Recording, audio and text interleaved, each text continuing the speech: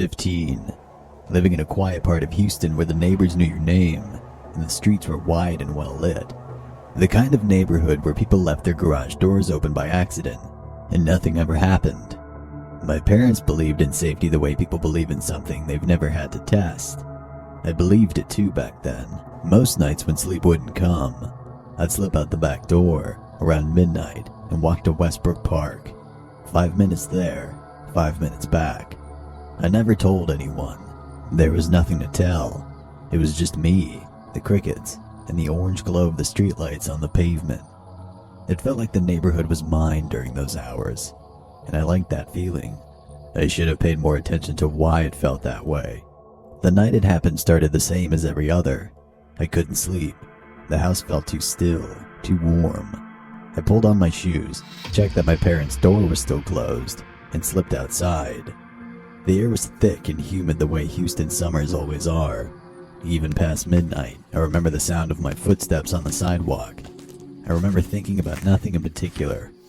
Then I saw the figure.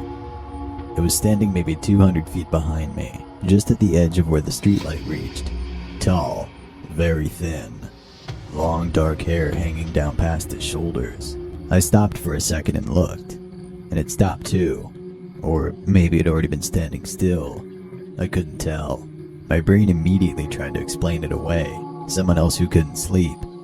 A neighbor out for a late walk. I turned back around and kept moving, but something had shifted in me.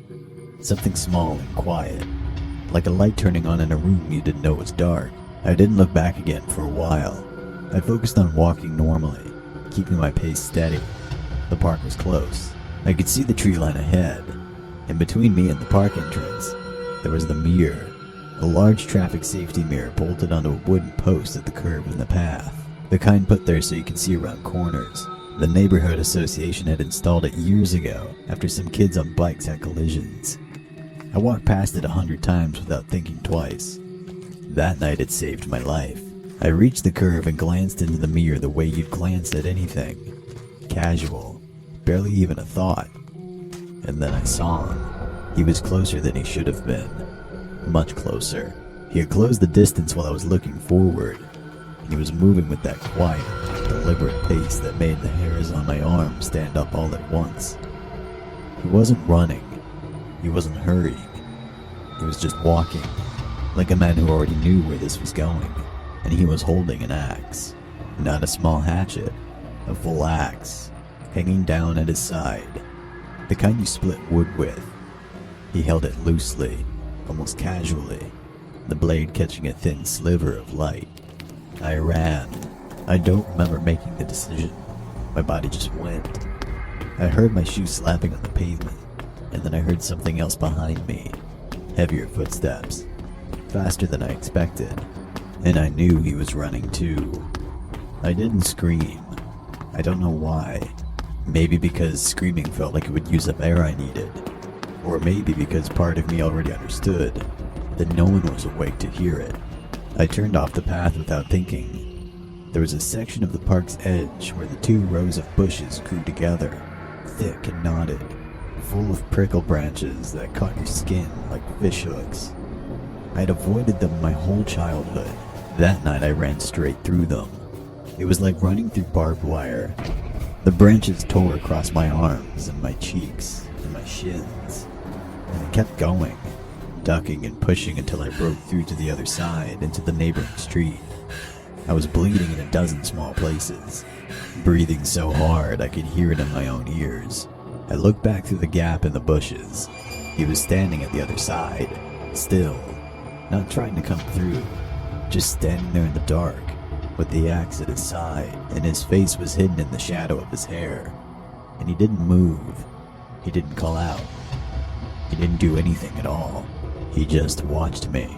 I don't know how long I stood there staring back at him. It felt long. Long enough that my breathing slowed down, and the cuts on my arms started to burn. Then I ran again, this time all the way home, every light on every house looking like salvation. I locked every door, every window. I sat on my bedroom floor with my back against the bed and my little brother's baseball bat across my knees, and I waited for sounds. a door handle turning, glass breaking, footsteps in the hall. Nothing came. When morning arrived, I looked at myself in the bathroom mirror. My arms had thin red lines across them, some scabbed over already. I told my mom I'd fallen asleep in the bushes near the park. She believed me. It wasn't really a lie. I never went back.